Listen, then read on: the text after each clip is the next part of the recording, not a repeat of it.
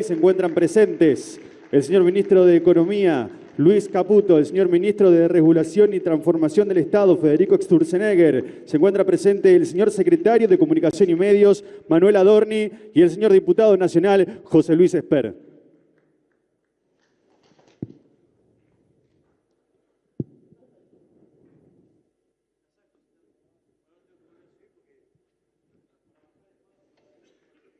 Pueden tomar asiento.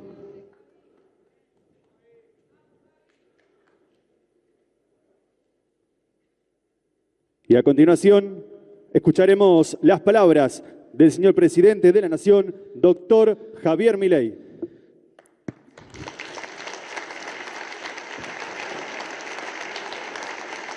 Hola a todos.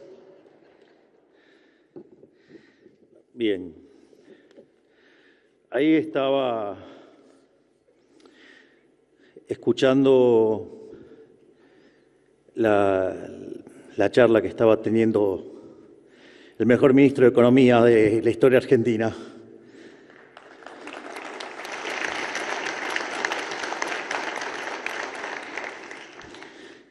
Yo lo que quiero decir es, nosotros estamos efectivamente haciendo el mejor gobierno de la historia. Porque hay un trabajo de... Perdón que estoy un poco agitado, pero esto de agarrar, saltar, ir, venir. Digamos, no estoy en el mejor de los estados, porque se imaginarán que tengo un trabajo un poco demandante. Hay un trabajo de Gerardo de la Paulera, Bossoli e Irigoyen, se llama Passing the Buck, y con el índice de presión macroeconómica desarrollado por Robert Barro, básicamente compara todos los gobiernos de la historia argentina y demuestra que el mejor gobierno de Menem había sido, el mejor gobierno de la historia había sido el primer gobierno de Menem, hasta que llegamos nosotros.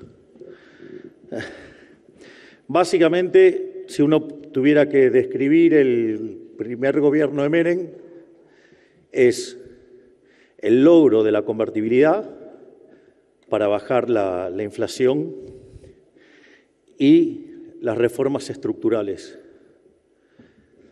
Básicamente, nosotros cuando llegamos, nosotros teníamos la caracterización de las tres peores, que era el doble del que había en la previa al Rodrigazo. Teníamos un desequilibrio en el balance del Banco Central en términos de pasivos remunerados contra base, que era peor que el que teníamos en la previa de la hiper de Alfonsín, y teníamos indicadores sociales peores que los que había en el 2001. O sea, verdaderamente,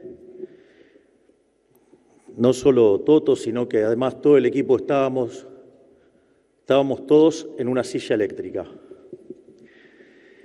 Y digo, los desequilibrios eran todavía mayores, pero para hacer la comparación más directa con el primer gobierno de Menem.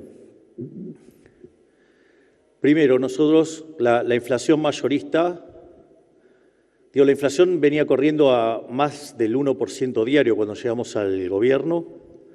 La mayorista había dado 54%, eso anualizado da 17.000. Y nosotros el año pasado la mayorista terminó abajo de 1 y se lo limpian del crawling peg. En dólares estábamos en deflación. Eso porque yo dije que bajamos la inflación mucho más rápido que la convertibilidad y algún bruto malintencionado hizo una comparación de la inflación IPC de la convertibilidad con la que viene corriendo nuestro gobierno. Y dentro de otras cosas se olvidó de restarle el crawling peg. Digo, por lo menos para ser crítico no hay que ser bruto, ¿no? O sea, no quedar tan expuesto. Estoy tentado de decir el nombre. Pero bueno, no importa. Voy a tratar de contenerme. Ahora, lo más interesante es que Nosotros trabajamos siempre y hablamos de la mayorista porque es una que va adelantada. Por eso hacemos tanto el foco sobre la mayorista. Pero aún así, el programa es mejor básicamente por varias cosas. Primero porque nosotros no recibimos la economía o el país después de una hiperinflación. Cuando ustedes tienen la hiperinflación, la característica de la misma es que ustedes terminan licuando todos los activos y por ende la estabilización es muy fácil porque fácilmente se recompone la demanda de dinero y entonces eso facilita que la tasa de inflación baje mucho más rápido. El segundo punto no menor y es por esto digo que yo siempre también pondero no solo la tarea de Toto, sino que también pondero tan fuertemente lo que hace Santi Bausili en el Central, que acá está Vladimir también, y que lo hace, digamos, en conjunción con Pablo Quirno, que es nosotros además logramos hacer la estabilización sin expropiar. Es decir, nosotros no aplicamos un plan Bonex, esa era la fácil. Nosotros limpiamos el balance del Banco Central sin haber expropiado, respetando el derecho de propiedad. Nosotros no cagamos a nadie.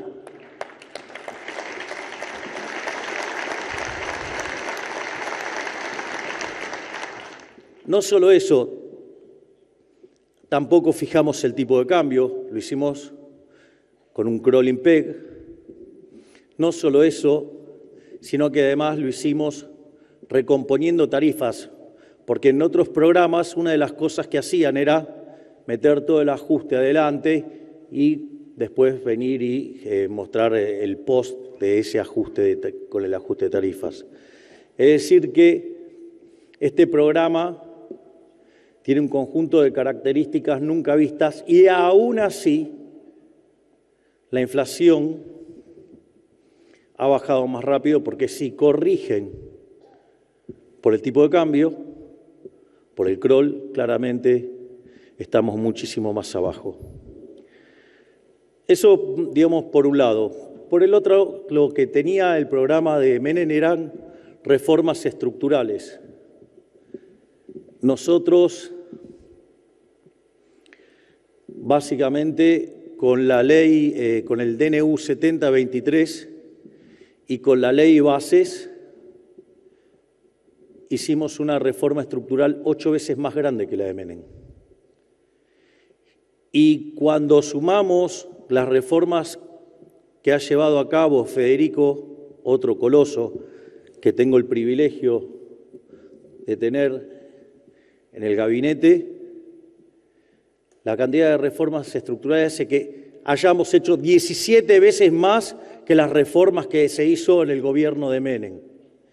Es más, el otro día, cuando se cumplieron 500 días, alcanzamos las 2.000 reformas estructurales. Y no solo eso, nosotros cuando hicimos la campaña teníamos un programa que era profundamente exitoso, que todo el mundo decía que era imposible alcanzar, y pasado 1 año y medio cumplimos con todas las promesas de campaña. Por lo tanto, no hay ninguna duda que somos el mejor gobierno de la historia. Y eso es gracias a los gigantes que tengo como ministro.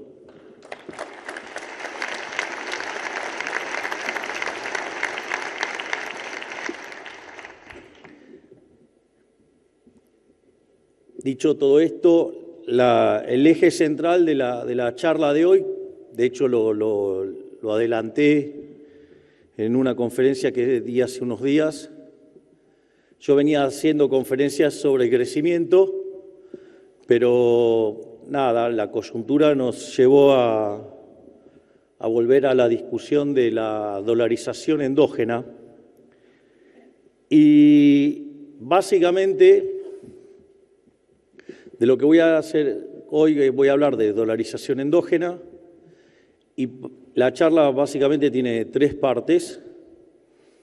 Tiene una parte que parece bastante evidente, que todos entienden y creen que saben, y yo me doy cuenta que los economistas tenemos algunos déficits de formación verdaderamente groseros en materia monetaria y hace que no entendamos muchas cosas de cómo funciona el mercado monetario. Por lo tanto, voy a trabajar sobre lo que es el origen del dinero y lo que es estrictamente la demanda de dinero, porque es clave entender bien qué es la demanda de dinero. Una vez que tengamos cerrado el concepto de demanda de dinero, lo que vamos a pasar es a discutir los modelos endógenos de dinero. Y una vez que vemos los modelos de dinero pasivo, como lo llamaría Julio Hipólito Guillermo Olivera, de hecho el trabajo se llama On Passive Money y está la versión en español que se llama el dinero pasivo. Y una vez que llegamos a lo que se llama el patrón externo, es decir, cuando ustedes fijan el tipo de cambio, eso nos permite ver algunas otras cuestiones que hacen que uno pueda estar discutiendo el tema de la dolarización endógena, y ahí es donde vamos a abordar este tema. Lo primero, entonces, que deberíamos comprender es la naturaleza del dinero, es decir, cómo es una economía donde no hay dinero. O sea, la economía donde no hay dinero es lo que nosotros estudiamos, de hecho, aquellos que hayan hecho buenos cursos de microeconomía, en la parte cuando llegan a equilibrio general, es lo que se llama la economía de intercambio puro, o también, economía de trueque. Ahora, el problema con esa economía de trueque es que es muy interesante, para analizarla en términos teóricos y tiene un montón de elementos muy positivos para entender algunos problemas, pero el problema central es, ¿y la vida real cómo es? Porque volcarlo a la vida real tiene un problema operativo, un problema de funcionamiento. El primer problema con el cual se van a encontrar es el problema de la doble coincidencia. Es decir, el bien que ustedes tienen para ofrecer, no solo que tienen que encontrar el que les vende el que ustedes quieren, sino que además el que va a vender el que ustedes quieren, además tiene que querer el de ustedes.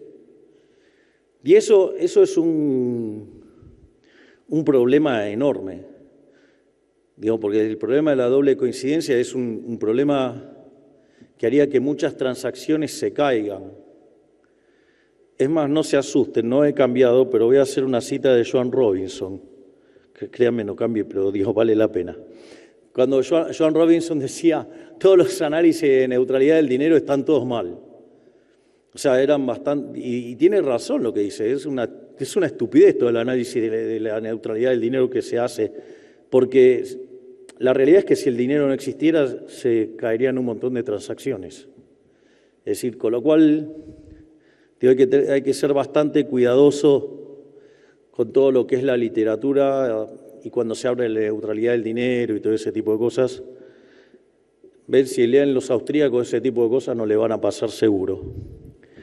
Ahora, más allá del tema de la doble coincidencia, hay otros problemas, que es el problema de la indivisibilidad de los bienes.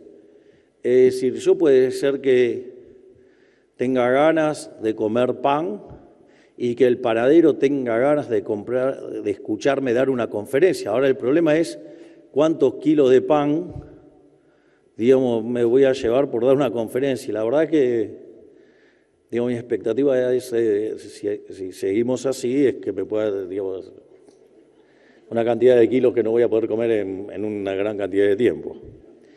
¿Qué quieren que le digan? Con los ministros que tengo, ¿qué quieren? Que no esté bullish.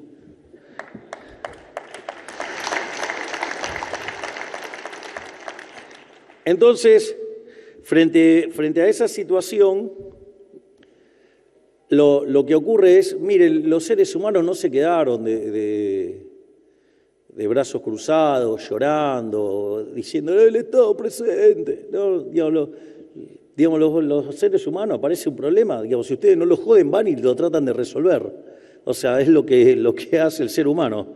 Entonces, en ese contexto, ustedes lo que tienen es que una de las cosas que los seres humanos descubrieron, que habían bienes que se intercambiaban más que otros, vinculados obviamente ¿a qué? Al alimento. Es más, el primer dinero que existió, la primera moneda que se utilizó, o el primer bien que se utilizó como dinero, de hecho fue el ganado, porque el hombre era nómade y andaba con el ganado a cuesta. Entonces, como se alimentaba con eso, era, digamos, la primera moneda que se utilizó fue el ganado. Es decir, si ustedes se fijan, lo que se encuentra es un bien que trabaja como dinero, pero es un bien de intercambio indirecto. Es más, eso se hace más evidente cuando el hombre deja de ser nómade y empieza a asentarse en lugares. Entonces, por ejemplo, es obvio, digo, que son cosas vinculadas al alimento. Digo, ¿por qué, digamos, o sea, una de las monedas era el trigo? Y porque básicamente de ahí hacían el pan. Entonces, ¿qué es lo que pasa? Como se comercializaba mucho el trigo, no compraban trigo porque querían tener trigo. Compraban trigo porque el trigo les servía para comprar otros bienes. Es decir, quiero resaltar mucho esta idea del intercambio indirecto. Porque si entendemos que el intercambio indirecto, lo único que nos tiene que quedar claro es que al traje de madera no nos vamos a llevar los billetes. Los billetes solamente nos sirven para facilitar el intercambio. Entonces, en ese contexto aparece el trigo, o por ejemplo, el tema de la sal. Digo, salario, de hecho, viene de ahí. Es más, ¿por qué, digamos, cuando se cae la sal, la gente habla de que eso es mala suerte? Porque si ustedes estaban pagando y iban con un saco de sal y le iban a pagar al otro y le daban el saco de sal al otro, ¿cuál es el problema? Que si el saco se caía o si se caía la sal, ¿cuál era el problema? Era una pérdida instantánea de capital. Claramente que era mala suerte. Entonces, ¿qué era lo que se hacía? Se tomaba el saco de sal y se lo ponía en un lugar donde se pesaba y se evitaba que manipularlo, de modo tal que el que se le caía era el que perdía. O, por ejemplo, otro tipo de dinero que se utilizó fue el tabaco, el lino. Hay una lectura de Milton Friedman muy divertida que habla sobre la hiperinflación de Alemania y dice, bueno, se usaban clavos. Y en un momento dice, y también se usaba el coñac. Y que según Milton Friedman era la definición de dinero más líquido que había conocido en su vida. Digo, claramente, digo, más líquido que era un líquido directamente. O para los que son más grandes, digo, yo aviso que no miro series, entonces no sé si en las series hay películas o series de cárceles, pero los que tienen así más de 50 como yo, habrán visto películas de cárcel y el dinero en la cárcel, ¿cuál era? Los cigarrillos. Los cigarrillos. Entonces, ahora, ¿cuál es entonces, lo que yo quiero focalizar en esto es que el dinero en realidad es un bien de intercambio indirecto, es un bien que sirve para hacer otras transacciones. Después podemos ver qué distinto de tipo de bien va a aparecer o no, pero en principio lo que quiero señalar es que es la demanda espejo de lo que está ocurriendo en el mercado de bienes. Lo voy a poner en otros términos. Si ustedes ven en un libro de macroeconomía o le dicen a un economista, ¿me podés formular la función de demanda de dinero? Acorde a los manuales tradicionales de macroeconomía, ¿qué es lo que van a encontrar? Que va a depender del ingreso y de la tasa de interés, ¿no? ¿Sí o no? Ok. Bueno, eso está mal. Está mal, debería depender solo del consumo. Ahora, digamos, voy a desarrollar esa idea, pero los dejé mudos. Entonces, ahora tenemos el bien de intercambio indirecto. Después voy a explicar por qué está mal. Ahora, nosotros ya sabemos que es un bien de intercambio indirecto, que es una demanda espejo, o lo que se llama una demanda derivada, digo, que está reflejando la contraparte del mercado de bienes. Ahora, ¿cuál es el problema? Que esos bienes, si bien cumplían con la función de unidad de cuenta, es decir, ustedes podían fijar los precios en sal, en trigo, en tabaco, digamos, en lo que fuera, y además era un medio de pago generalizado, tenía otro problema, que no era reserva de valor. Es decir, ejemplo, ustedes utilizarían como dinero el helado. ¿Por qué no lo utilizarían el helado? Porque tiene tasa de interés negativa. Es decir, a nadie se le ocurre ahorrar en helados. Digo, se degrada. Bueno, digo, lo hago con un ejemplo que es más fácil, pero entonces lo que ustedes se encontraban eran con el problema que esos bienes, con el correr del tiempo, ¿qué pasaba? Se degradaban, entonces no constituían reserva de valor. De vuelta, ¿ustedes qué creen? ¿Que los seres humanos se pusieron a llorar? No, agarraron y lo resolvieron. Y así aparecieron, ¿qué cosas? Las monedas metálicas. Entonces se usaba el oro para las transacciones grandes, se utilizaba la plata para las transacciones más chicas, o mismo se usaba el bronce. Entonces, ahí ustedes se encuentran con lo que son, ya pasamos ahora del modelo del dinero mercancía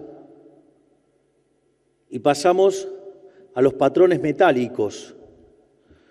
Y eso, digamos, lo que permite es justamente, digamos, que también ahora sea unidad de cuenta, medio de pago generalizado y reserva de valor. Ahora, ¿cuál es el problema, digamos, con los metales o con los metales preciosos, digamos, con estos dineros metálicos? Hay un problema que es evidente, que es el de la portabilidad. Andar con estas cosas encima es como medio pesado, por decirlo de alguna manera. Y hay otra cosa que tiene que ver con los riesgos. Y obviamente, digamos, hasta que no encuentre un ejemplo mejor, lo voy a seguir utilizando. Por lo tanto, seguramente muchos de ustedes ya conocen este ejemplo de un personaje que a mí me encanta, que es el zorro. A mí el zorro me encanta porque es un personaje que es anarcocapitalista. Y básicamente, digamos, Diego de la Vega vivía ¿en dónde? Vivía en Los Ángeles. Y básicamente la ciudad, ¿de qué vivía? Del intercambio, con la gente que venía del puerto y entonces venían y traían bienes e intercambiaban. Pero, ¿qué pasa cuando llegaba un extranjero, digamos, no sé, o alguien no del lugar, ¿sí? Y venía en una carreta, digo, se bajaba del barco y se subía a una carreta. El tipo tenía un cartel en la frente que decía, tengo oro, tengo oro, tengo oro, tengo oro, ¿no? Entonces, ¿qué pasaba? Iban los chorros y lo atacaban. Entonces, ¿qué hacía el zorro? El zorro los recontra cagaba a palos, ¿no? Los sacaba patadas en el culo. Claro, pero, digamos, o sea, ¿y por qué era interesante esto? Porque si los maleantes, digo, así no se sienten mal por la palabra, si los malvivientes, profe, nosotros le queremos cárcel o bala, pero bueno, no importa. Bueno, el zorro le daba con la espada. Dicho esto, no es un tema menor porque de hecho logramos la aprobación de la baja de la imputabilidad. O sea, cosa que tampoco nadie había hecho antes. Pero bueno, al margen de eso, el zorro lo que hacía era, si ustedes, los chorros, tenían éxito, ¿cuál era el problema? El problema es que Los Ángeles hubiera quedado aislada. Hay un ejemplo maravilloso que hace Federico en uno de sus libros de divulgación, cuando están los que quieren cerrar el país. Entonces dice, bueno, entonces cerramos en Argentina, cerramos en la provincia de Buenos Aires, cerramos entonces en La Plata. Entonces, cuando ustedes llegan al extremo, ¿hasta cuándo se van a cerrar? Hasta llegar a la situación de autarquía. Digo, perdonen, lo voy a decir en latín. Digo, vivir en autarquía es una mierda. Digo, ¿se imaginan si se tienen que hacer sus propios zapatos, sus propias medias, su propia vestimenta? Se tienen que encima ocupar de conseguir la comida, todo. Digo, es una vida horrenda. O sea, la vida de autarquía es un espanto. Entonces, en ese contexto, el zorro respetaba los derechos de propiedad y el comercio. Pero no solo eso, además también con quién se peleaba. Se peleaba con monasterio, que era el Estado. O sea que el zorro era un personaje maravilloso, porque ¿qué era lo que hacía monasterio? Les cobraba impuestos. Así que vamos por el zorro, pero lo bueno de todo esto es que claramente ustedes tenían un riesgo enorme. Y de vuelta, ¿qué hizo el hombre? ¿Qué hizo? Se quedó sin comercializar. No, entonces vamos a la autarquía porque me va a robar un tipo la carreta. No. O sea, el hombre quiso y le buscó la vuelta. Entonces, cuando le buscó la vuelta, ¿qué crearon? Las instituciones de depósito. Entonces, ustedes dejaban depositado el oro, la plata o el bronce y se llevaban un certificado. Y con ese certificado iban y ¿qué hacían? Transacciones. Y cuando terminaban de hacer las transacciones, por el otro lado había alguien que hacía el clearing y listo. Ahora, ¿cuál fue el problema? El problema fue que siempre aparece algún vivo que dijo, che, pará, puedo emitir certificados contra nada. Entonces empezaban a emitir certificados contra el aire, ¿y qué era lo que empezaba a pasar? Al empezar a circular más certificados, que es básicamente que el dinero papel, empezaba a haber ¿qué cosa? Inflación. Entonces la gente se avivaba y iba a buscar entonces sus depósitos y ahí se armaba el despiole. Y el Estado, en lugar de agarrar y sancionar a aquellos que básicamente estaban estafando a otros, dijo, che, pará, este es un negocio bárbaro, ahora me encargo yo de hacer esto. Y ahí es donde, digamos, la cagamos y apareció el Estado metiéndose con la moneda. De hecho, digamos, los distintos señores feudales, los distintos principados, reinos, todos tenían sus monedas y cuando eran de metálico, se intercambiaban. Pero ¿qué habían descubierto también, aún usando las monedas? Habían descubierto el señoriaje. El señoriaje, ¿qué era? Agarraban las monedas, las metían en un saco, las sacudían y todo lo que caía de oro y todo, y hacían nuevas monedas. Y ahí es cuando empezaba también de vuelta la inflación. Entonces, básicamente, ¿qué es lo que pasa? Las monedas se iban degradando, entonces tenían un problema con el comercio con las otras monedas. Entonces, ¿qué empezaron a imponer?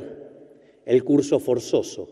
Es decir, el curso forzoso es la contraparte de te quiero romper la parte roja del mandril, digamos, con impuesto inflacionario. Ya me veo los lloradores, ¡ay, la obsesión anal de Milei! Lloran por todo. Qué lindo, este es un gran gobierno, se la pasa haciendo llorar a los zurdos, es una maravilla. Solo por eso ya es bárbaro. Entonces, obviamente, ahí empieza todo un debate, en especial después del descubrimiento de América. ¿Dónde creen que se descubrió la teoría cuantitativa o en los inicios de la teoría cuantitativa? No fue Hume. Los que descubren la teoría cuantitativa es la Escuela de Salamanca. ¿Por qué? Y porque ¿a dónde entraba el oro de América? Entraba en España y entonces al aumentar la oferta de oro cayó el valor del oro, es decir, todos los precios expresados en términos de oro subieron. Entonces España se había puesto cara y consecuentemente generaba déficit comercial con el resto y el oro salía desde España hacia el resto de Europa y ahí se nivelaban los precios. Ustedes se dan cuenta, ¿no?, de lo ineficiente de la situación, ¿no? Es decir, porque en el fondo los precios digamos, relativo no cambiaron. O sea, digo, básicamente lo que pasó que es, hicieron un esfuerzo enorme para llevarse el oro, ¿y qué onda? Subieron todos los precios y en el fondo, digamos, o sea, es recontra ineficiente.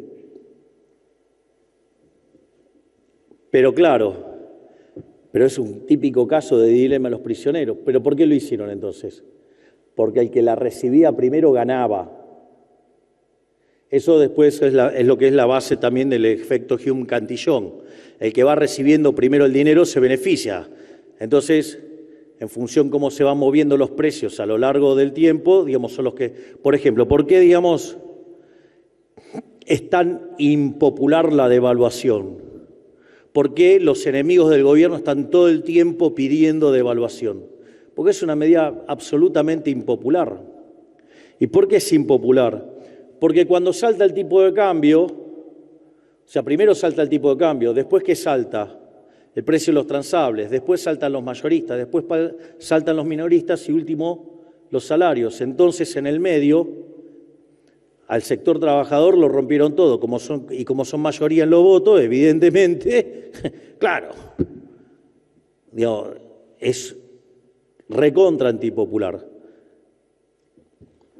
Entonces, en ese sentido,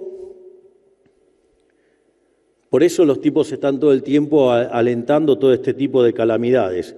No les importa que hacen 1 año y medio que siguen pifiando, pero ellos siguen insistiendo en lo mismo.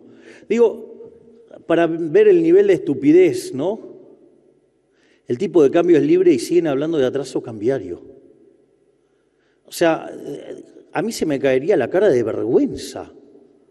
Digo, el tipo de cambio es libre y siguen hablando de atraso cambiario. Son patéticos. Pero al margen de eso, comienza todo un debate entre lo que se conocía la Currency School, que básicamente era la que planteaba hacia el punto de la naturaleza monetaria de la inflación. Claro, les entró todo el oro de América y se encontraron con que se les había acelerado la tasa de inflación.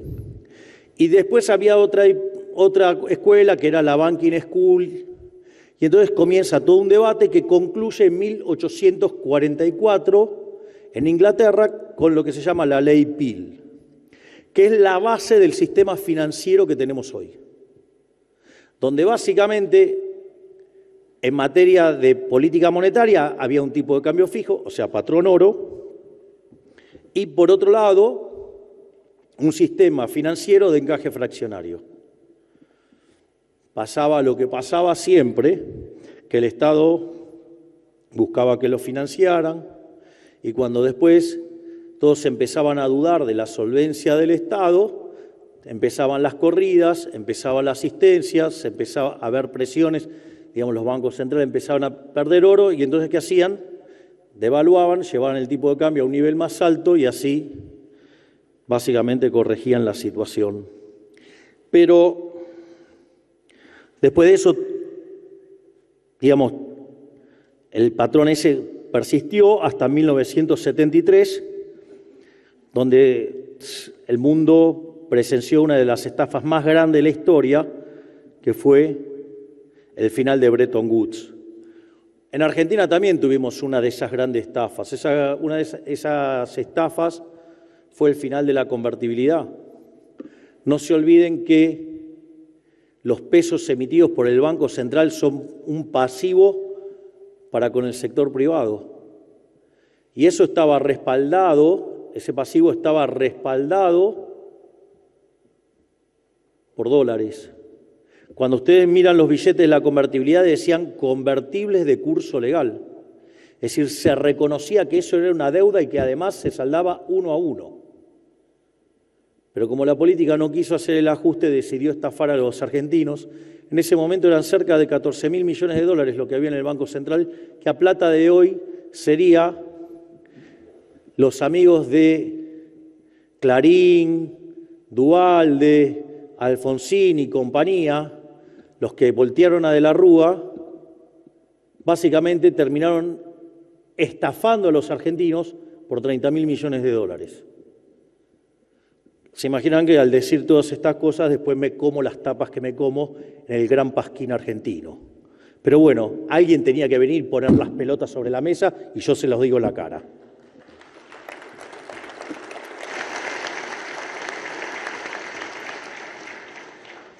Por lo tanto, lo más importante de esto es entender, entonces, que el dinero, la demanda de dinero es la demanda de un bien de intercambio indirecto.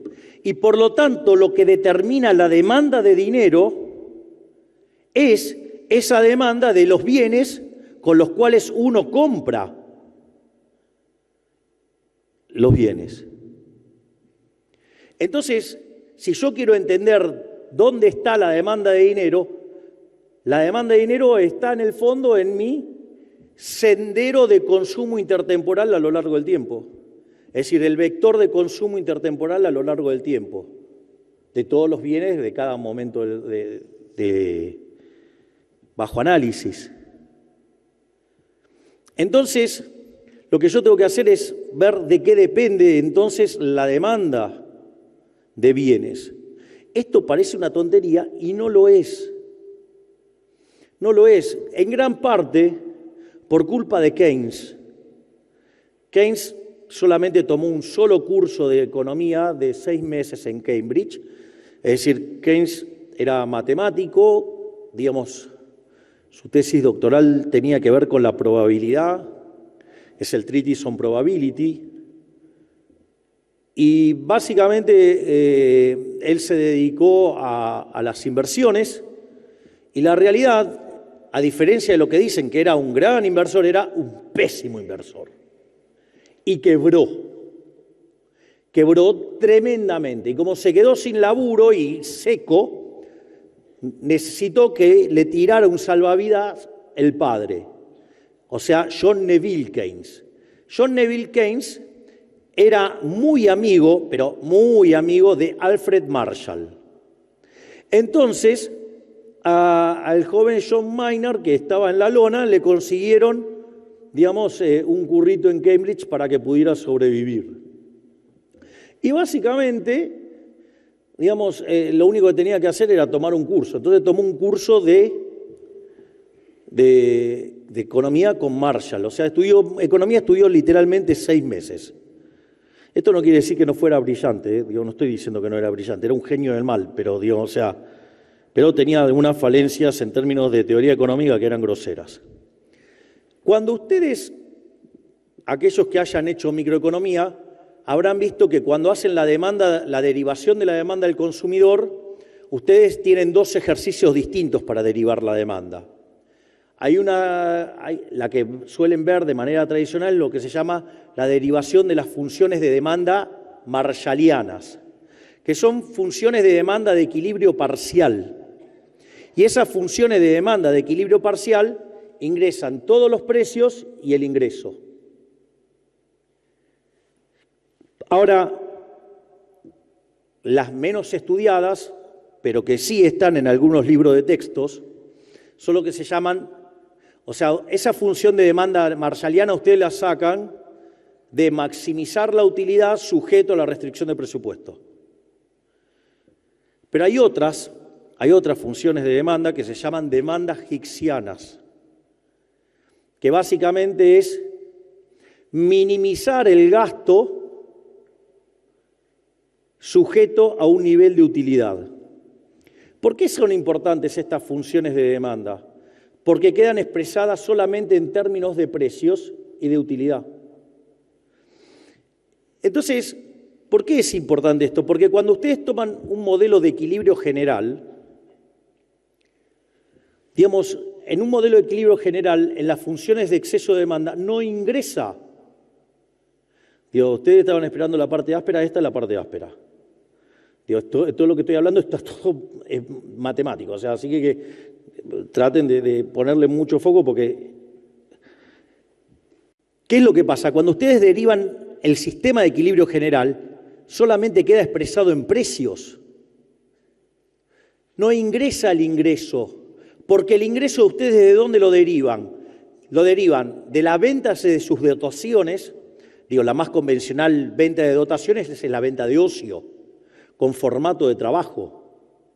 Y la otra parte de sus ingresos lo derivan ¿de qué? De la participación que ustedes tienen en los beneficios de las compañías, es decir, de los beneficios de las compañías. ¿Y los beneficios de las compañías de qué dependen? De los precios. Por lo tanto, desaparecen las cantidades de las funciones tanto de oferta como de demanda. O sea, solamente quedan en función de los precios. Por eso las funciones de exceso de demanda dependen solamente de los precios. Es decir, en un sistema de equilibrio general no ingresa de ninguna manera el ingreso. No hay una variable de cantidad. La variable de cantidad surge si yo tengo el vector de precio de equilibrio. Por definición, ese vector hace que coincida la oferta con la demanda. Y la oferta y la demanda, digo, ahí sí sale la cantidad. Pero es un resultado del modelo, no es una variable, digamos, explicativa. Entonces, en ese contexto, de hecho, ustedes cuando hacen la demostración de existencia lo hacen sobre el vector de precios. Entonces, es más, la construcción de la derivación de la existencia del equilibrio también es importante, porque ustedes tienen las funciones de exceso de demanda, que son funciones que ustedes van de precios y que determinan cantidades. Ahora, la demostración de un equilibrio se hace con un teorema de punto fijo, el de Brouwer, el de Kakutani, el que ustedes quieran. Ahora, sucede que las funciones que entran en los sistemas de esas características son funciones hacia el mismo conjunto. Es decir, tendrían que ser de precios a precios. Y sin embargo, ¿qué tenemos? Que las funciones de exceso de demanda, ¿cómo son? De precios a cantidades. Entonces, ¿cómo corregimos eso? Digo, ¿habrán escuchado nombrar de algo que se llama el subastador balrasiano? ¿Qué hacía el subastador balrasiano? Si a ese precio había más demanda que oferta, subía los precios y en su defecto bajaban los precios. Bueno, esa función ahora que es una función que va de cantidad a precios. Entonces ustedes hacen la función compuesta de la del exceso de demanda y el subastador balrasiano y ahora ¿qué les queda? Una función que va de P a P.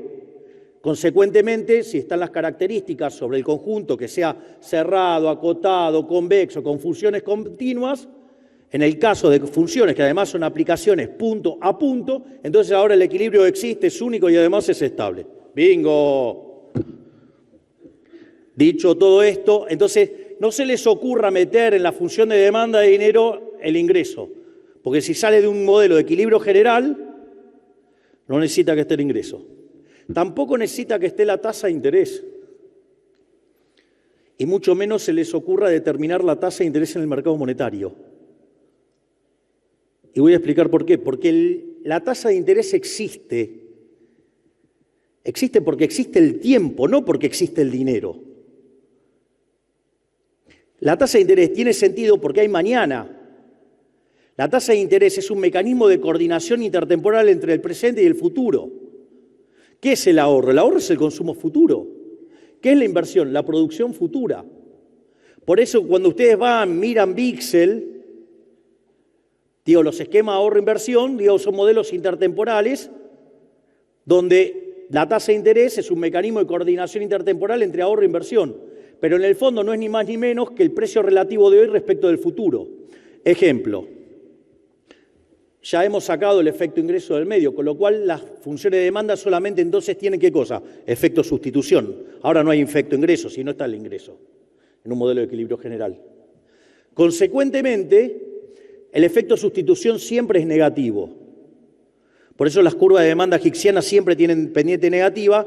En el caso de las marshallianas pueden tener pendiente positiva, que es en el caso de los bienes Giffen, que son bienes donde son bienes inferiores, donde el efecto renta supera el efecto sustitución.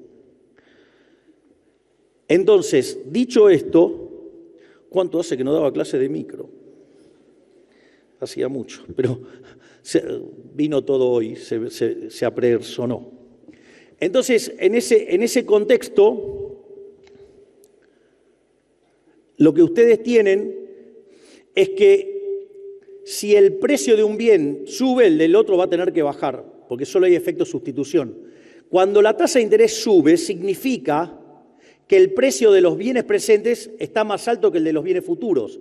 Por lo tanto, van a demandar menos bienes presentes y más bienes futuros. Por eso, cuando la tasa de interés sube, el ahorro aumenta. O dicho de esta, ¿por qué aumenta la inversión cuando baja la tasa de interés? Porque si los bienes futuros están más caros que los bienes presentes respecto a una situación inicial, ¿a mí qué me conviene vender? ¿Más hoy o mañana?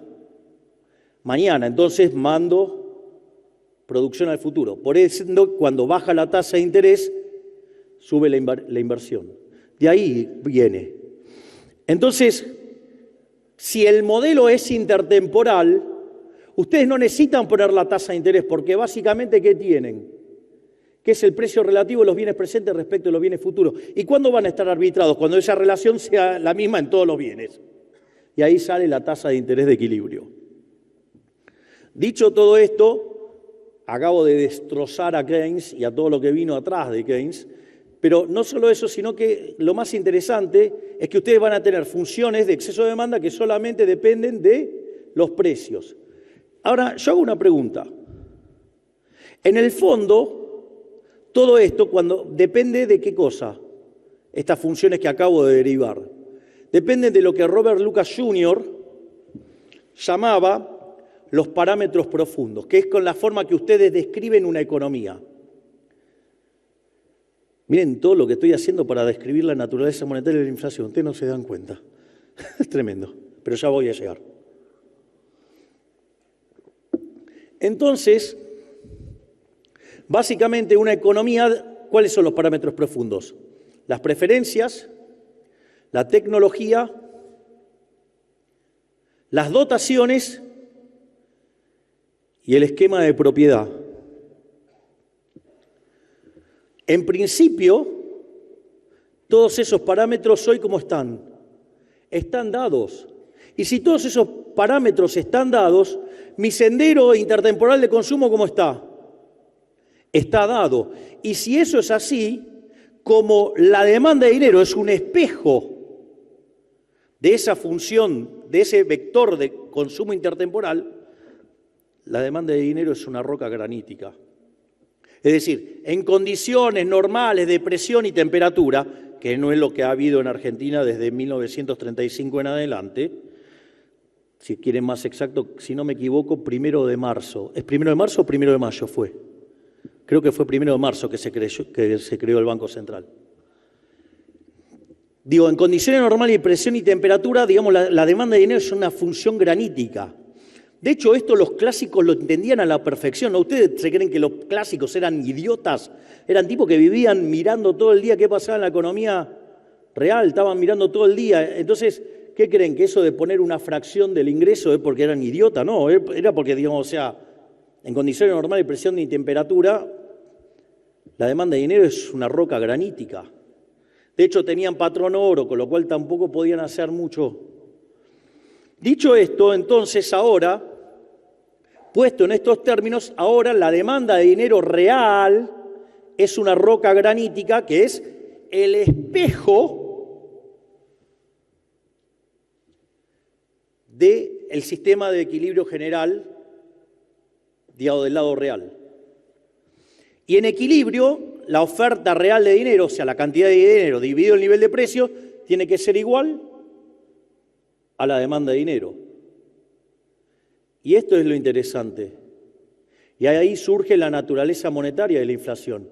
Porque el nivel de precio de la economía es el cociente entre la oferta de dinero y la demanda de dinero, que ya dijimos que es fija. Entonces, en la medida que sube la cantidad de dinero, suben los precios. De ahí la frase tan famosa de Friedman: la inflación es siempre y en todo lugar un fenómeno monetario generado por un exceso de oferta, ya sea o porque sube la oferta, o porque cae la demanda, o porque ocurren las dos cosas a la vez, que hacen que el poder adquisitivo del dinero caiga y por ende todos los precios expresados en unidades monetarias suben. Digamos, pero como verán, hasta llegar acá hay todo un recorrido para entender eso. Ahora, todo eso es lo que está detrás de nuestros pensamientos en materia monetaria. Al mismo tiempo, si ustedes se fijan, tienen la cuestión del ancla nominal.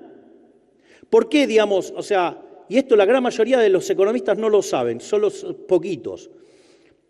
Aquellos que hayan leído en profundidad a Olivera en el trabajo On Passive Money, cuando hace el patrón crédito, él explica a la perfección el problema del ancla nominal.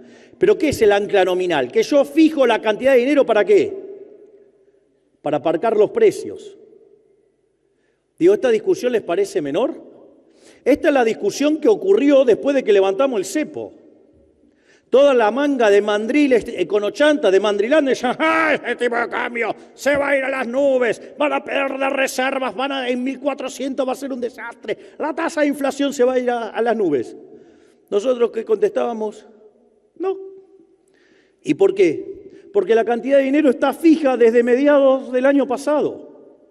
Es más, si el rezago de la política monetaria es entre 18 y 24 meses, se los digo de nuevo, para mitad del año que viene en Argentina no va a haber más inflación.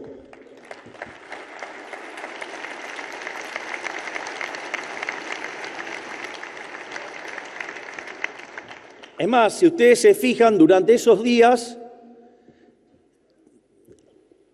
tanto lo que fue el anuncio de Toto y Santi Bausili, digamos, lo que fue la cadena nacional, lo que fue, digamos, las exposiciones en distintos lugares de Fede Furiase, o lo que fuimos tratando de empujar también, digamos, con Federico y en mi caso, fue explicar que el tipo de cambio no tenía por qué saltar, y si saltaba no tenía por qué haber inflación. Porque hay algo que se llama el efecto Hume-Cantillon. Cuando yo genero el problema de exceso de oferta de dinero y que me cae, digamos, y que me salta el tipo de cambio, o sea, se me traslada al mercado de divisas y me salta el tipo de cambio, sube el tipo de cambio, después suben los transables, después suben los mayoristas, después los minoristas, después... Claro, los argentinos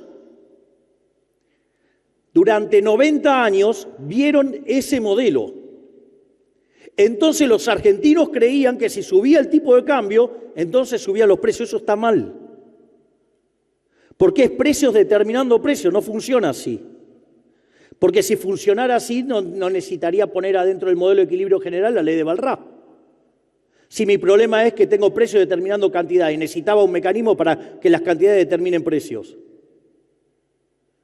No tenía precio a precio. Por lo tanto, digamos, ya es una inconsistencia teórica creer que el tipo de cambio era lo que iba a determinar los precios. Entonces, hubo todo un esfuerzo comunicacional para explicarle a la gente que no tenía ni por qué saltar el tipo de cambio y que tampoco tenía por qué saltar el nivel de precios. Y que si saltaba el tipo de cambio, tampoco tenía por qué irse a precios. ¿Por qué explicábamos esto? Porque si ustedes tienen que se hubiera ido al tipo de cambio y la gente estaba encabronada con comprar cosas,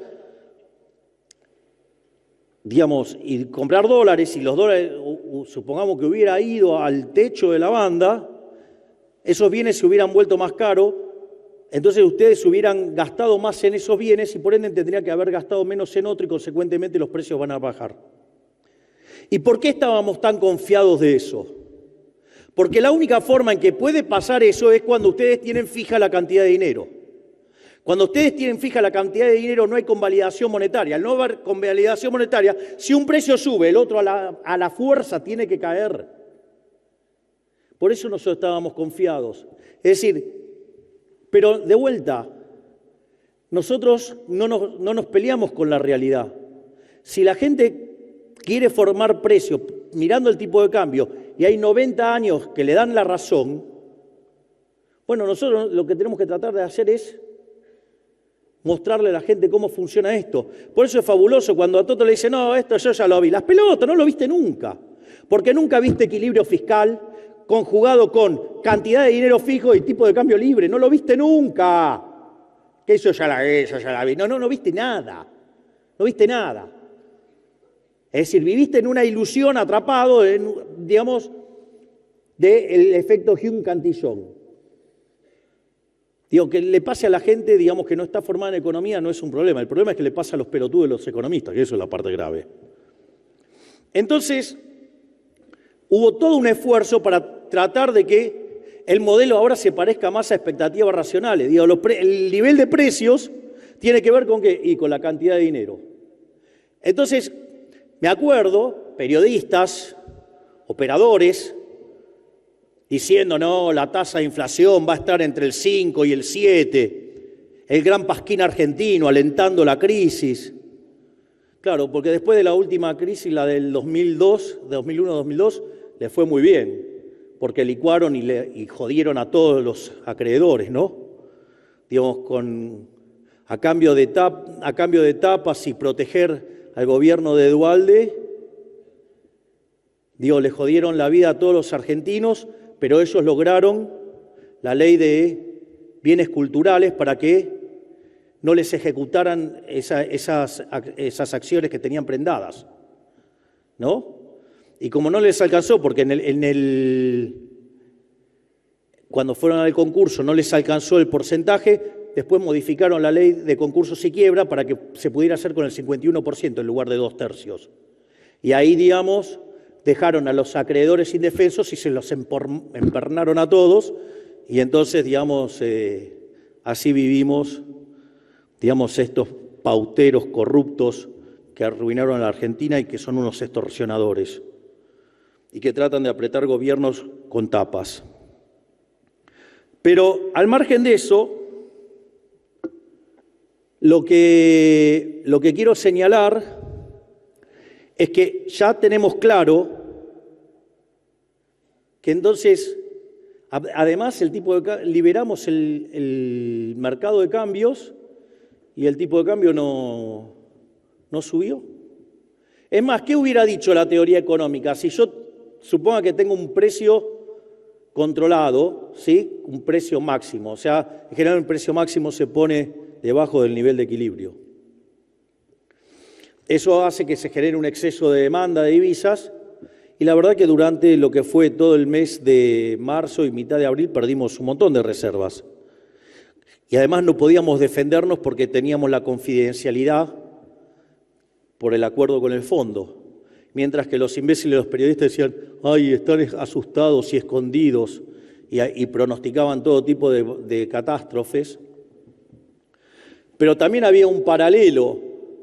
¿Y qué dice la economía cuando ustedes tienen una situación así? Que si abren, no solo que hay más cantidades, sino que además, ¿qué pasa? Que el tipo de cambio se va a un lugar en el medio. Para desgracia de los econochantas y los agoreros, el tipo de cambio, digamos, está en niveles similares a los que teníamos de tipo de cambio oficial. O sea, que lo cual, todos los que hablaban de atraso cambiario y todo eso, de vuelta quedaron en offside. Pero ahora está a mercado. La otra crítica que nos hacen es que no es mercado porque hay bandas. Otra estupidez. Ahora voy a explicar lo de las bandas.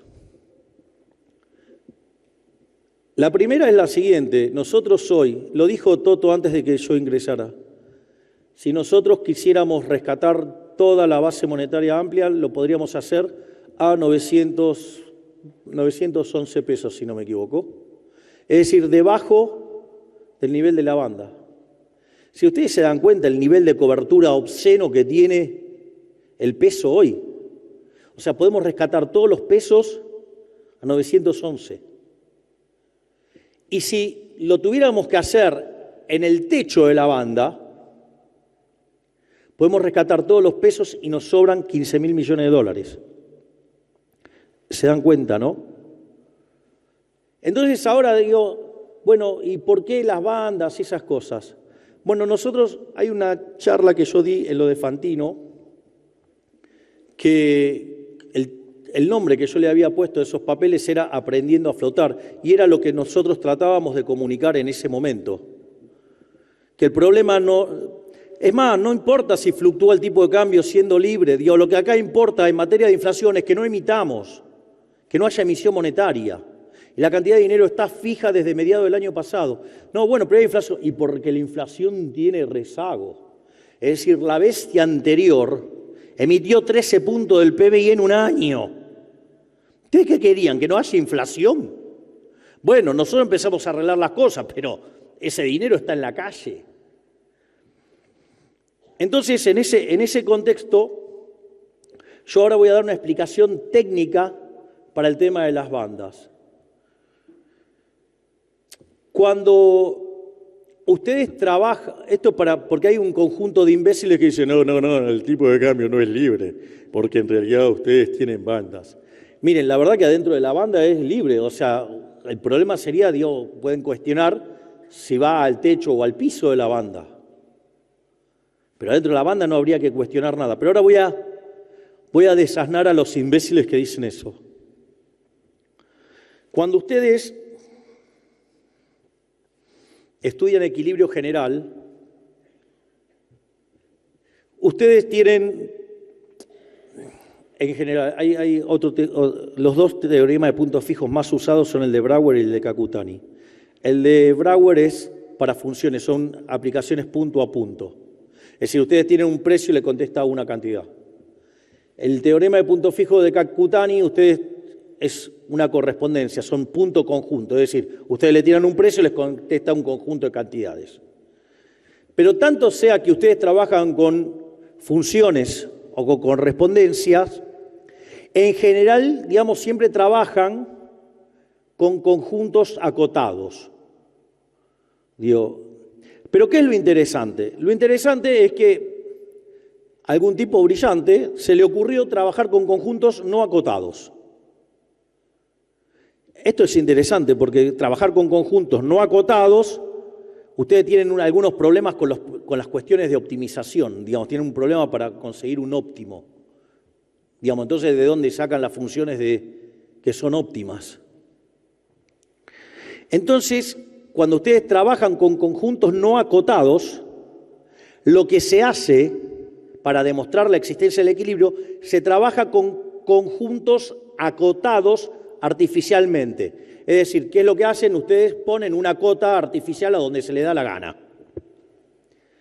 Y dada esa cota, donde a ustedes se le da la gana, pero que existe, por eso se llama acotado artificialmente, ustedes derivan el equilibrio y si esa restricción no es efectiva, ustedes, ese equilibrio ahora existe y tiene todas las propiedades bajo las cuales trabajamos regularmente. Por lo tanto, ¿qué es lo que hicimos nosotros? ¿Cuál era el problema? La gente venía con 90 años de ser estafada con un modelo que convalidaba monetariamente déficit fiscal y demás. La gente, de vuelta, como vivió en un mundo que siempre vivíamos con déficit fiscal y con emisión monetaria, está claro que tiene un chip que... Vaya a explicarle usted que una persona que creía que el tipo de cambio determinado los precios estaba equivocado y durante 90 años le dio la razón. O sea, agarren y dicen, no, bueno, el único periodo que no hubo inflación, ¿qué fue? Los 90. El tipo de cambio estaba fijo. Entonces, ¿cómo le explican a ustedes que la persona que piensa eso está mal? Y el tipo que le dice, ¿sabe qué? Esto es igual a otra discusión que, por ejemplo, hay en crecimiento. Si ustedes toman la historia desde el año cero de la época cristiana hasta el 2000, póngale, en los 1800 primeros años el PBI per cápita está constante, prácticamente, que es lo que se llama la era malthusiana, y después empieza a crecer fenomenalmente. Una de las cosas que hace Adam Smith con la idea de la fábrica invisible de alfileres dice que los rendimientos son crecientes. Y Malthus agarra y se le caga la risa y le dice, mirá la evidencia empírica, pibe. Sos un delirante. Si hubiéramos hecho la econometría en 1801, ¿a quién hubiera avalado la econometría? Lo hubiera avalado a Malthus, la que dice la evidencia empírica, cuando uno toma los últimos 250 años. El que tenía razón era Adam Smith. Para mí Adam Smith es a la economía lo que Gauss a la matemática. Tipo que vivió 250 años adelantado a su época. Entonces, acá es lo mismo. O sea, vayan a explicarle a alguien que vivió con 90 años de desequilibrio fiscal o con emisión monetaria que el modelo no funciona así. No, bueno, pero en realidad es que es un activo financiero. A la gente le importa un rábano. Entonces, por eso el esfuerzo de comunicar que lo que importa es la cantidad de dinero para la determinación de los precios. ¿Y que puede haber cambio de precio relativo? Sí. ¿Y por qué pusimos la banda? Para acotarlo artificialmente. Pero dado que está adentro, listo, se acabó el problema. No puede, no, yo les juro que me cuesta creer que sean tan estúpidos. Es una cosa que verdaderamente me sorprende. Ahora, dicho esto, el mecanismo de control de la oferta monetaria no es el único mecanismo, hay otros mecanismos de control. Hay otros modelos de oferta monetaria, que son los de los dineros endógenos. Por ejemplo, hay uno que es el patrón mercancía. Entonces, eso hace que el precio queda determinado exógeno y lo que se determina endógenamente, que es la cantidad de dinero. Entonces, esto es muy típico para aquellos programas que intentan controlar precios. Entonces, ustedes fijan los precios y la cantidad de dinero se acomoda a eso. Digamos, un familiar de esto, ¿qué es? El modelo de la puja distributiva, que es el patrón salario. Entonces, los precios son un alfa de los salarios, entonces se mueven los salarios, se mueven los precios, entonces se modifica la cantidad de dinero y se convalida monetariamente de esa manera. Y el otro modelo es el modelo de patrón externo, donde ustedes fijan el tipo de cambio. Donde al fijar el tipo de cambio, el ancla es el tipo de cambio. ¿Por qué? Porque el nivel de precios local es el nivel de precios internacional, que está dado, y está dado también ¿qué? El tipo de cambio, porque lo fijaron ustedes. Entonces, ustedes fijan el nivel de precios y la cantidad de dinero queda determinado en función de ¿qué? De la demanda de dinero. Entonces, cuando aumenta la demanda de dinero, la gente va y el Banco Central le vende pesos a los que llevan los dólares, ¿para qué? Para expandir la cantidad de dinero. La frase no es trivial, no está dicha, digamos, o sea, la gente va y compra pesos. Es decir, esto no es menor, porque cuando va con los dólares y compra pesos, ese dinero está siendo demandado. Entonces, como el proceso es impulsado desde la demanda, el crecimiento que hay de la oferta hace que no haya pérdida de poder adquisitivo del dinero, porque esa demanda y oferta están mapeadas. Esto no es menor porque es justamente lo que ocurre en este modelo que nosotros estamos trabajando. Es más, fíjense que cuando ustedes tienen esta situación, si ustedes normalizan el tipo de cambio en 1 y el nivel de precio internacional en 1, el crédito, o sea, la oferta monetaria o la base monetaria se va a componer de dos elementos: de las reservas y del crédito doméstico. Y eso se va a tener que igualar ¿a qué? A la demanda de base, a la demanda de dinero. Vean que si yo tengo la demanda de dinero y a las reservas, dejo acá reservas y paso del otro lado el crédito doméstico, me queda la demanda de dinero menos el crédito doméstico. Si sube la demanda de dinero, ¿qué pasa? Me suben las reservas. Pero si sube el crédito doméstico, pierdo reservas. ¿A quién le pasaba eso?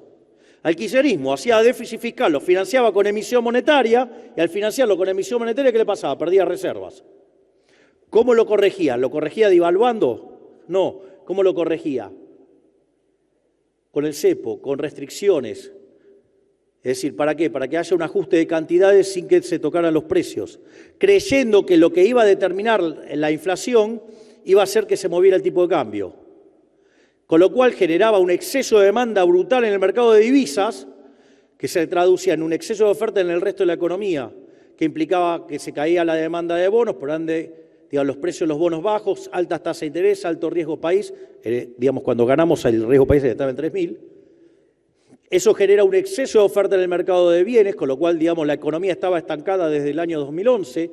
No solo eso, en el mismo nivel de PBI, en términos de PBI per cápita, 15 abajo. No solo eso, ese exceso de oferta en el mercado de bienes se traducía en un exceso de oferta en el mercado de trabajo. La cantidad de empleos formales está clavada desde el año 2011 en 6 millones de puestos de trabajo. ¿Y cómo se compensó? Con aumento en el sector público. Bajo esa aberración estúpida que es gobernar es crear trabajo. No, gobernar es que la gente viva mejor. Digo, ¿por qué, digamos, esa frase de gobernar es crear trabajo es una pelotudez del tamaño de una casa? Porque entonces, ¿qué hago? Entonces creo muchos empleos públicos. Digo, vamos a volar por los aires. Eso es lo que hace el kirchnerismo. En realidad, digamos, gobernar es que la gente viva mejor. Y que se creen, digamos, o sea, se lo pongo con un caso ridículo. ¿Qué pasa si la cantidad de gente en la economía está constante? Digamos, la tasa de natalidad igualada a la tasa de mortalidad. Digo, que voy a crear puestos de trabajo si la cantidad de gente no cambia. ¿De qué están hablando? O sea, gobernar es generar bienestar. Es decir, bajar la inflación, hacer que crezca la economía, que mejoren los salarios reales y que haya menos pobres y menos indigentes. Dicho sea de paso, nosotros, digamos, los desalmados liberales, bajamos la pobreza en menos de un año en 22 puntos. Es decir, sacamos la pobreza a 10 millones de seres humanos. ¡Qué desalmados los liberales!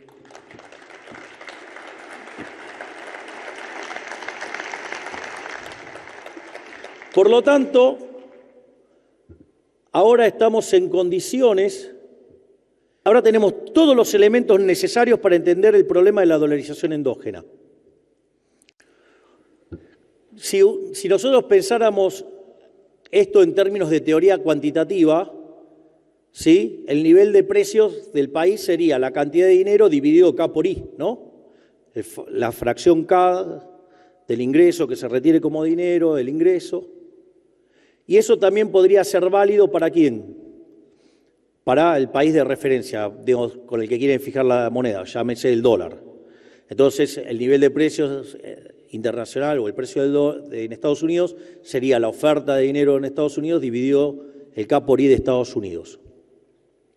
Si yo tengo que el precio local es el tipo de cambio por el precio internacional, el tipo de cambio viene dado por el cociente entre el precio local y el precio internacional. Cuando ustedes reemplazan la ecuación de precios, cantidad de dinero sobre K por I, van a llegar a algo que se llama condiciones monetarias relativas. Por lo tanto, en la medida que la oferta de dinero en Estados Unidos crezca más que la de Argentina, la moneda nuestra se aprecia. Lo cual tiene sentido porque en Estados Unidos sí emite dinero, nosotros no emitimos dinero y les digo algo más, sacamos dinero de la cancha, ya sea por el superávit fiscal y ya sea por la colocación, por ejemplo, del BOPREAL, con lo cual eso hace que nosotros saquemos pesos y por ende el tipo de cambio tiende a caer. Digamos, no es que, digamos, o sea, no hacemos magia. Es decir, Toto es un genio, pero no es Copperfield. O sea, un mago es un embustero. Recuerden que un mago es un embustero. El señor, digamos, es un crack de verdad. Entonces, digamos, cae el tipo de cambio porque está sacando peso de la calle. Ahora, ¿es el único mecanismo que hace que el tipo de cambio se aprecie? No. Argentina viene de niveles de inflación absolutamente desbordados.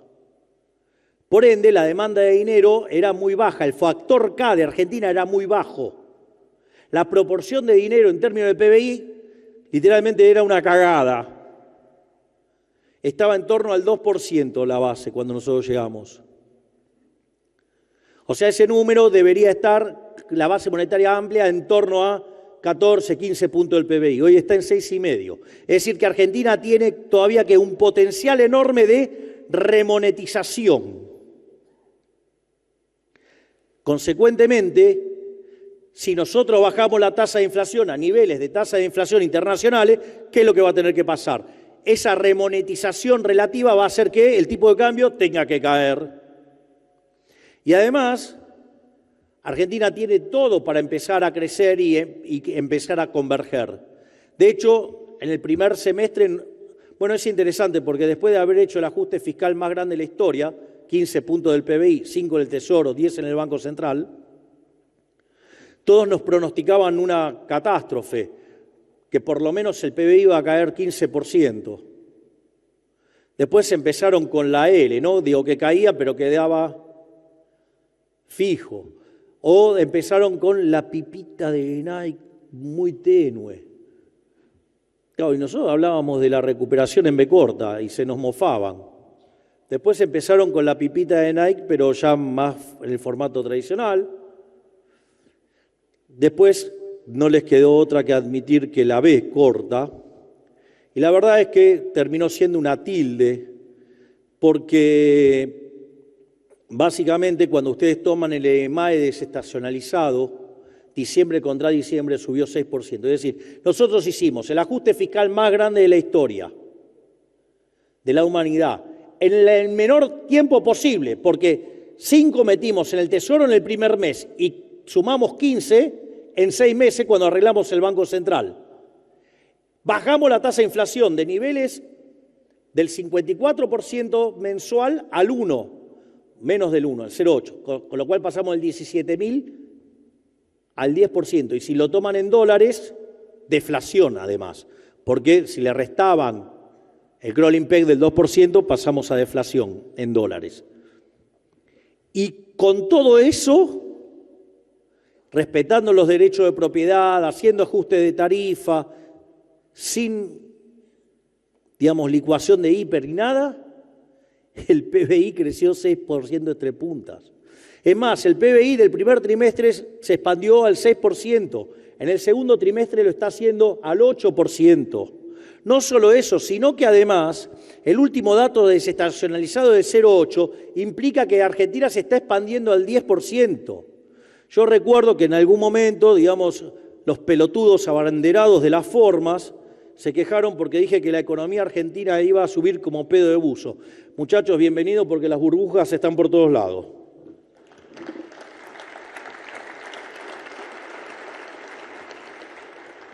Ahora, entonces, ¿cuál es el punto que encontramos ahora? Que nosotros tenemos la cantidad de dinero fija, pero tenemos oferta contrayendo, factor de demanda subiendo, crecimiento económico. ¿Cuál es el problema? La demanda de dinero está volando. Entonces, mientras que todavía exista sobrante monetario, la economía va a poder seguir funcionando a esta velocidad al tiempo que vaya bajando la tasa de inflación. Esto es algo interesante. Mientras que nos limpiamos el money overhang, ustedes van a ver que la economía se sigue expandiendo fuerte con tasas de inflación decreciente. Ahora, ¿cuál es el problema? El problema es que cuando terminemos de agotar el money overhang, el tipo de cambio va a tener que ir muy rápido al piso de la banda, porque ahí es donde nosotros recién empezamos a monetizar. ¿Y cuál es el problema? Que esa velocidad puede ser que sea mucho más rápida que la velocidad del sector real. Y eso puede mandar a muchas empresas a la quiebra por un problema de velocidades de ajuste. Es decir, nosotros ahora tenemos una economía que tendría que tener una estructura contractual deflacionaria. Es decir, necesitamos una estructura contractual de una economía con deflación. Y la estructura contractual de Argentina es una estructura contractual de una economía con inflación. Es decir, hay un libro maravilloso del profesor Philippe Bagus que se llama Defendiendo la deflación. Entonces se explica todo el debate de la deflación en la historia del pensamiento económico. Ahora, ¿cuál es el problema? El problema es que yo tengo una estructura contractual no preparada. Y como no tengo la estructura contractual preparada, si se me va muy rápido al piso de la banda y yo limpio el money overhang, pero en esa transición no tengo acomodado la estructura contractual, puedo estar mandando empresas a la quiebra.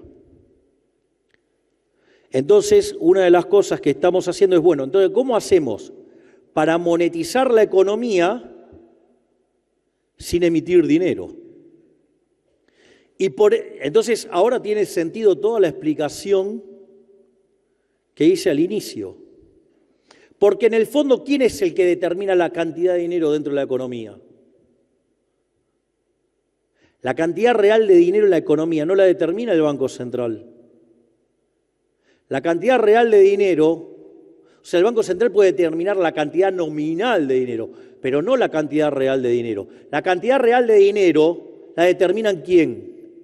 La determinan los individuos, que es el que la demanda espejo, la función derivada, o sea, la demanda derivada que viene del mercado de bienes. Es decir, que la cantidad real de dinero dentro de la economía la determinan ¿quiénes? Los agentes. ¿Y por qué esto es importante?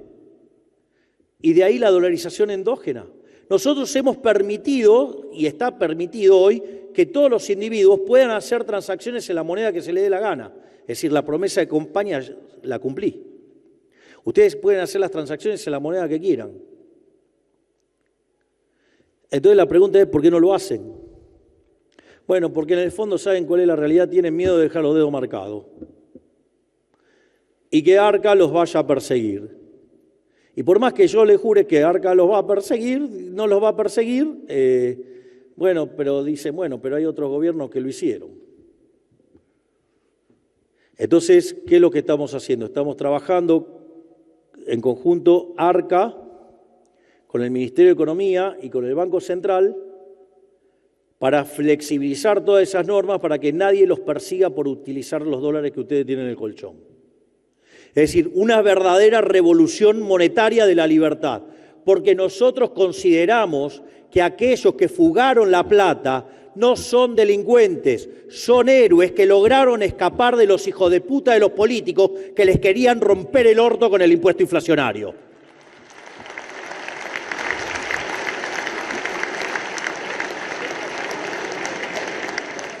Yo hago una pregunta. Yo tuve la suerte de conocer a una persona que se escapó de Cuba, pero yo hago una pregunta. Si ustedes tienen una situación de una persona que se escapa de la isla cárcel, como es Cuba, acorde a las leyes cubanas, ¿eso qué sería? Sería un delito, ¿no? ¿Sí o no? Hago una pregunta. ¿Y aquel que se logra escapar? ¿Ustedes entonces irían y agarrarían y los perseguirían en Miami y los matarían o se los llevarían de vuelta para Cuba?